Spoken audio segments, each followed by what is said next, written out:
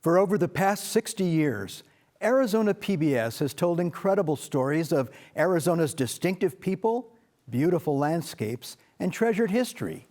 Now relive those memories we've pulled from the vault.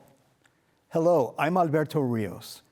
Go back in time to rich memories of a little red schoolhouse, exploring the legacy of Native American music, and Arizonans keeping cool in the desert before air conditioning became common. From the Vault presents another edition of Arizona Stories.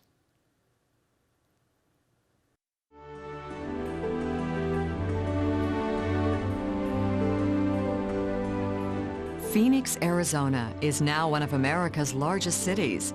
It rose not from the ashes, but from the hard work and determination of pioneer families such as the Luers. They built Arizona's first skyscrapers, the Luers Building and Luers Tower. Today, these buildings are little-noticed sentinels of the past. They once stood as beacons of the future. The Luers Tower and the Luers Building served as icons that represented to many Phoenicians the transition from Phoenix as a small town to Phoenix to a metropolitan center and a great city of America. In 1867, George Henry Nicholas Luers was about to be drafted into the Prussian army. Instead, he decided to leave his native Germany and take his chances in the United States.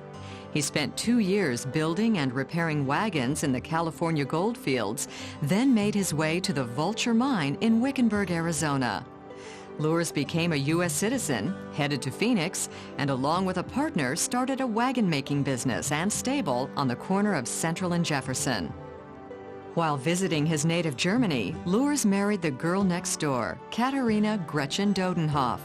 She bid farewell to her family and Europe to make her home in the dusty, untamed, and isolated land that was then Arizona. It was the end of the world, and she had the first bathtub and the first curtains on her windows and all of that. There wasn't anything here. George Luers helped change that. In 1887, he and his partner built the 20-room commercial hotel, and over time, a reputation for fine lodging. Later, Luers closed the wagon shop, bought out his partner's interest in the hotel, and changed its name to Hotel Luers. It became the family home. The Luers children, Ella, Emma, Arthur, and George Jr., all grew up in the hotel. The boys were sent to Stanford University. The girls wanted to attend Tempe Normal School, the precursor to ASU. Grandfather felt, no, that women should be little ladies. Well, it was the Edwardian times, you know, and so they didn't get their education. In the 10 years since arriving in Phoenix, George Luers had become a community leader. He served on the Phoenix City Council, School Board, Board of Trade, and became a Mason. His opinion was sought after and his advice trusted. However, he did make mistakes. When the territorial legislature was debating whether Phoenix should be the site of the state insane asylum or the University of Arizona, Luers campaigned for the asylum.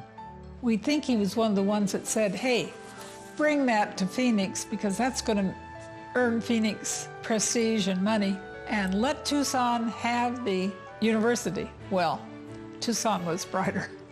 Luers' willingness to offer help to his fellow Arizonan often went beyond business.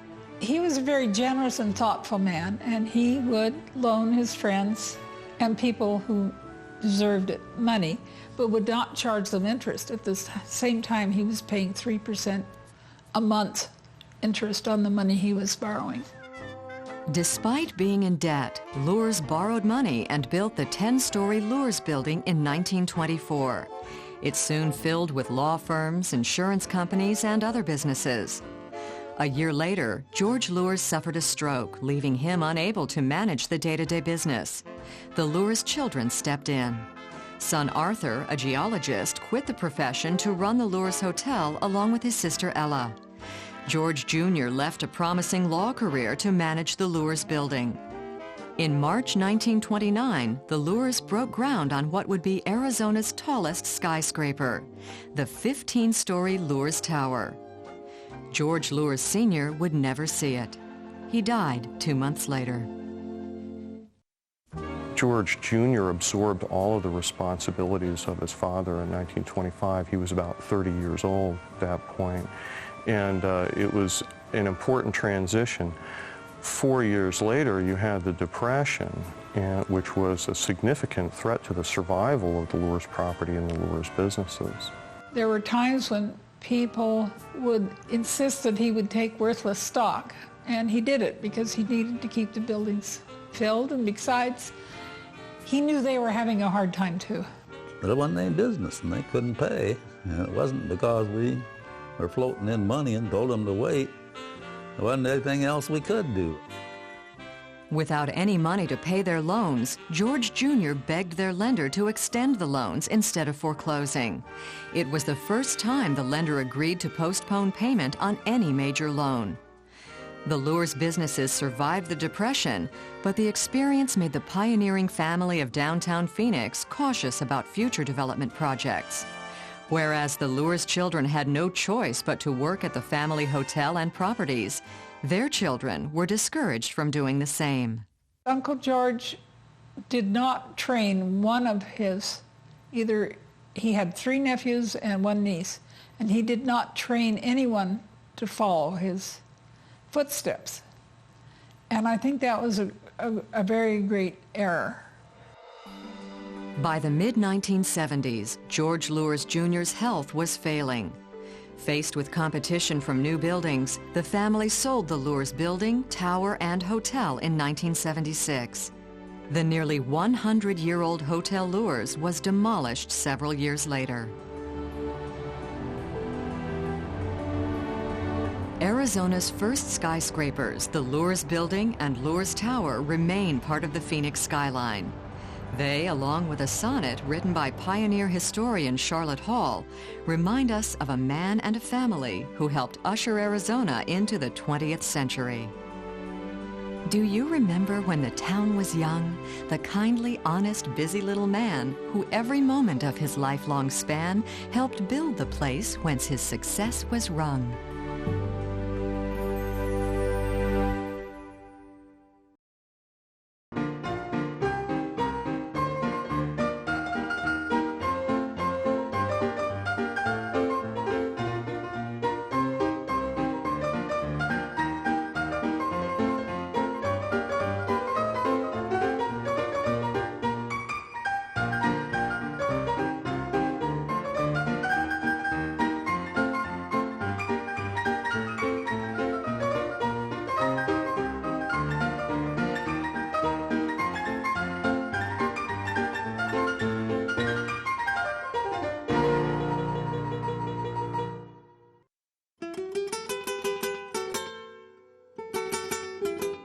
At the dawn of the 20th century, the booming mining town of Wickenburg faced a problem.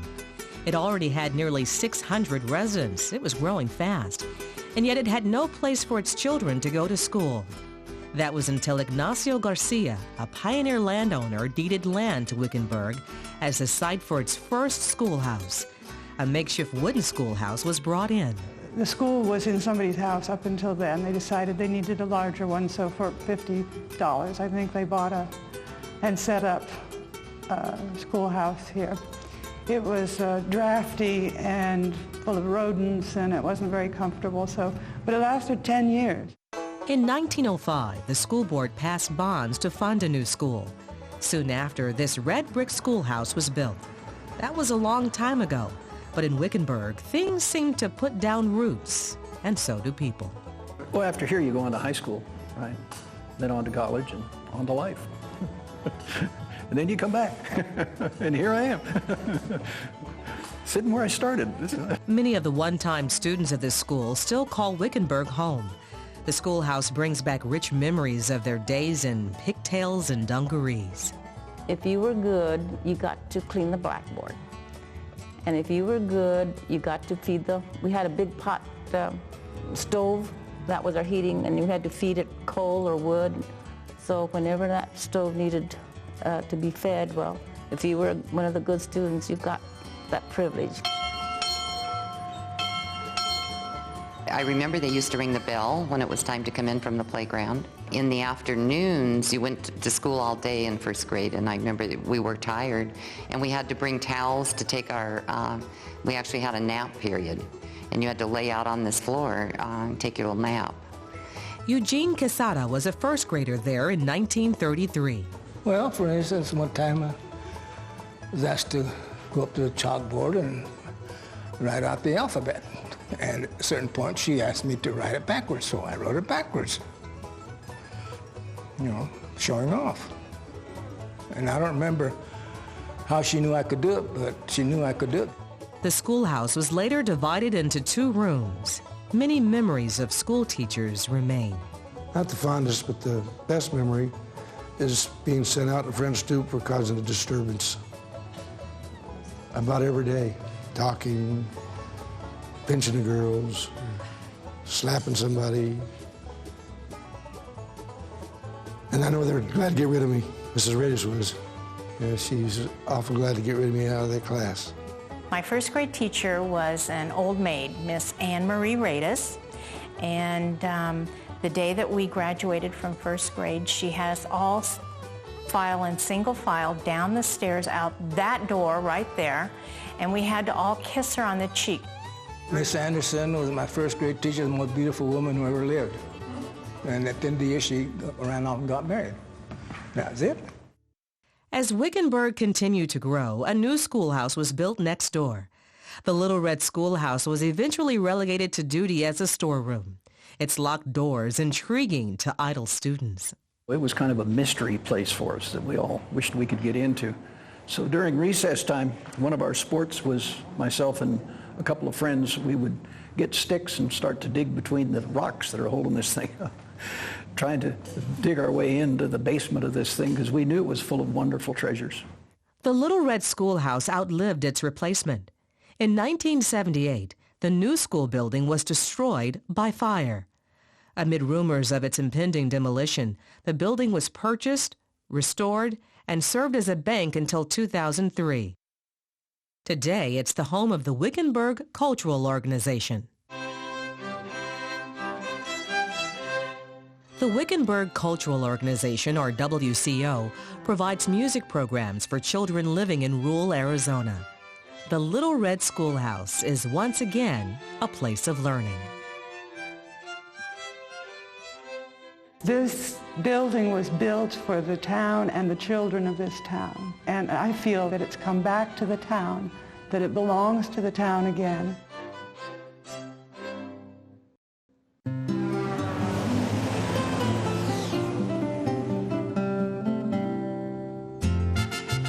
Tucked away in a rest area off Interstate 10, 40 miles south of Phoenix, stands a monument to the Gadsden Purchase. In 1851, the southern border of the United States was drawn at the Gila River. A year later, U.S. Minister to Mexico James Gadsden and Mexican dictator and Alamo General Antonio Lopez de Santa Anna began negotiating the purchase by America of thousands of square miles of Mexican territory. Gadsden wanted a southern route for a transcontinental railroad and an American port on the Gulf of California. Santa Anna wanted money. The U.S. never got its port, but it did get its railroad route, an tract of land roughly the size of Pennsylvania for about 33 cents an acre. However, the deal was so unpopular in Mexico, Santa Anna was driven from office and banished. The Gadsden Purchase completed what became the 48 contiguous states and marked the end of continental expansion in America.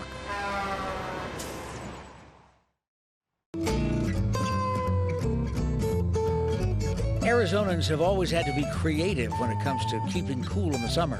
In times past, one way was to take a plunge into the pool at Riverside Park.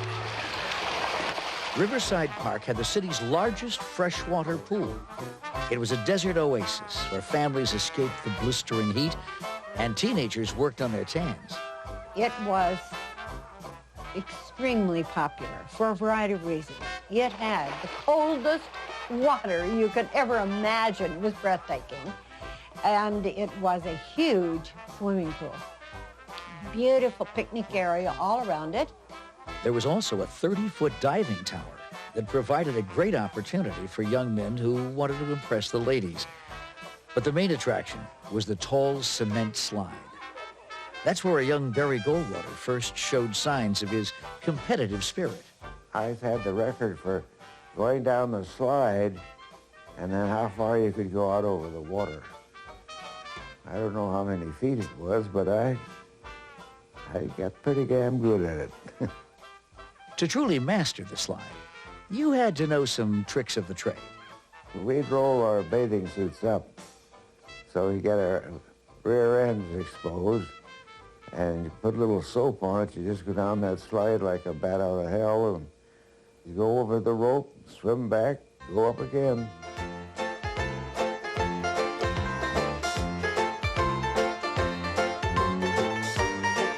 Of course, there were other ways to beat the heat on a scorching summer day in Phoenix.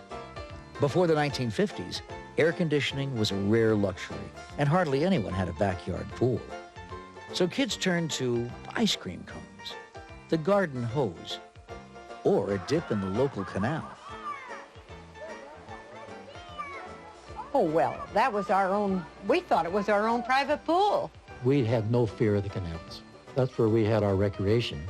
The way we learned to swim in those days was the older kids threw you in and said, sink or swim. And you learned to swim pretty quick. We had a ditch that went right by our house, big one. And at night we slept outside and wet the sheets, jumped in the ditch and wet the sheet and slept outside. There was a time when canals were beautiful tree-lined waterways. There was a big, huge cottonwood tree that had a branch that extended out over the canal, and we had a rope on that tree, and we used to swing like Tarzan and then drop into the canal. And then we would make our own boats out of galvanized tin and use tar and whatnot, and we would float down the canal, 2 or 3 miles. The canals were put to all kinds of creative uses. There were baptisms performed in canals. Some people even trapped beaver in them. But if you had a board, a rope, and a car to pull you, the canal was an excellent place to surf. Oh, yes, sure. Somebody held the rope out of the Model A Ford. Somebody was driving, somebody else was holding the rope, often from the rumble seat of that Model A Ford, and pulling that surfboard. You could get up to 25 miles an hour, and that was going pretty fast on top of that water. The canals were truly an adventure, often exciting, sometimes dangerous, and always full of surprises. We had to be very careful because there was always dead cows and stuff floating down it. But we'd use any kind of water to swim in.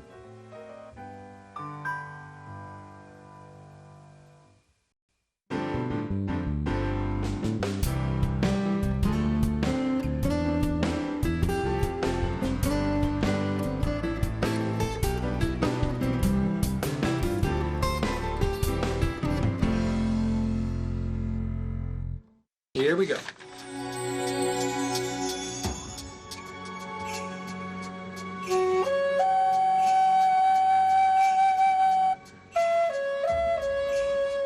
Ara Carlos Nakai was an unemployed schoolteacher when he recorded some songs on tape.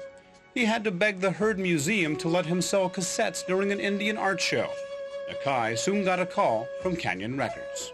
People were saying, this man is calling you and he wants to talk to you about your recording. And I said, oh no. I said, obviously I've infringed on somebody's copyright. But it turned out they wanted to market my recording instead. That recording was released on the Canyon record label in 1984.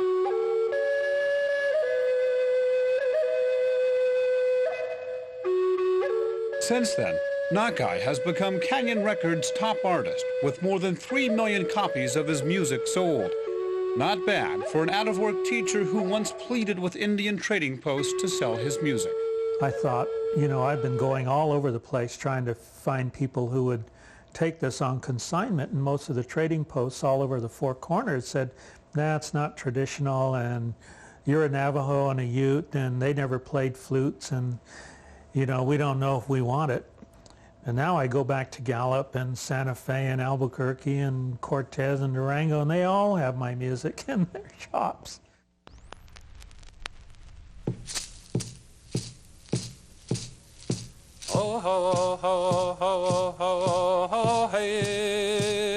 Canyon Records got its start in 1951, thanks to a Navajo singer named Ed Lee Natteh. The Phoenix Little Theater wanted to use Natteh's songs in a play and asked Phoenix film producer Ray Boley to record the singer. And after the recording of Natteh, Ray was so struck by the beauty of Natteh's singing, he thought, well, why don't we release an album of this music? Now, Ray did not have a record label. He just simply moved by the artistry of Natteh, and later tracked him down, then released an album at the 1951 Arizona State Fair, and that was the beginning of Canyon Records. Ray Boley, after he started producing a few records here in the Southwest, other Indian peoples would realize that this was happening because he would go to places where there were intertribal gatherings, powwows and things of that nature, Indian fairs, the Gallup Indian Fair. And pretty soon, Indian cultures from the Northwest, from Canada, the Northern Plains, the Great Lakes, people were driving down to Phoenix or seeing him at some kind of a powwow event and saying, we want to be recorded too, can you record us? By the 1970s, Ray Boley and his wife Mary had put away the film camera and began recording Indian music full-time. But not all Native Americans wanted their songs recorded. There were certain tribes that absolutely did not want to record because, and they had justifiable concerns that they'd lose control of it. Once it's recorded, it's out of their control, and they didn't want that. And the Boleys would always respect that.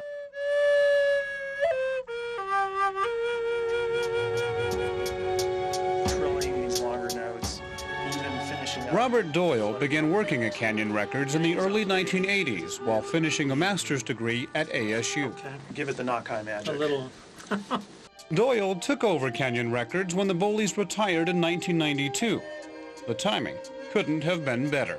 92 was a very critical year for Native American music in general. It was right when general interest in Native American themes was developing, fueled by such things as Dances with Wolves, and then all the big television specials on Native Americans. People were beginning to turn their attention there.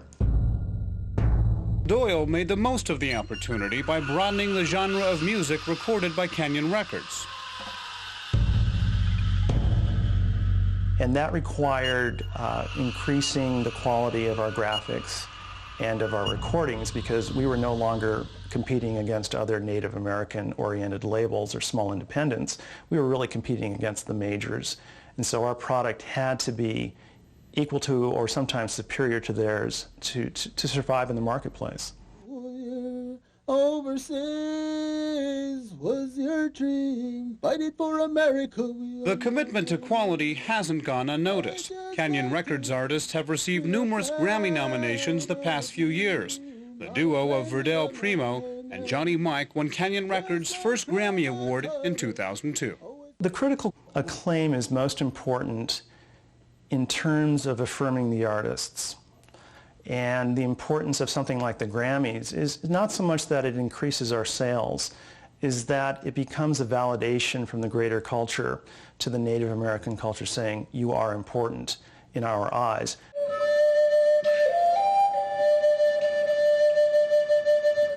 The success of Canyon Records extends beyond the number of records sold. I think working with them and finding that the true heart and soul of what they are as a recording company is not just in mass marketing, a popular media at the moment, but to demonstrate to everyone, especially the indigenous tribes, you know, that you've got to record what remains. You've got to put it down in viable form because the younger people in the future are going to need this information desperately. In 50 years, Canyon Records has put out more than 500 works of music. Some of the songs new, others centuries old. in a way, we don't own this music. We are only caretakers until it goes to some other place. And I think that's what keeps us grounded and what is the basis of our longevity and hopefully our longevity into the future.